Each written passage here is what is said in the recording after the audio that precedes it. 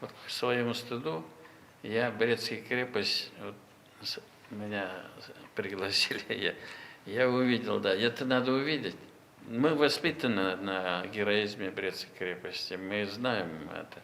Но когда ты оказался там, и вам большое спасибо, насколько у вас там и персонал, и экспозиции, и ну вот очень-очень поучительно. Мы стараемся сохранять Да. эту память. Память в этом прежде всего. Люди приехали, увидели о Брестской крепости Хатынь, но это самое яркое свидетельство того, что было в той страшной войне. Молодцы, что побывали в Брестской крепости. Я, посмотрели. между прочим, я себе думаю, вот надо же, чтобы я в Брестской крепости не был. Где только я не был, значит, в Брестской крепости не был.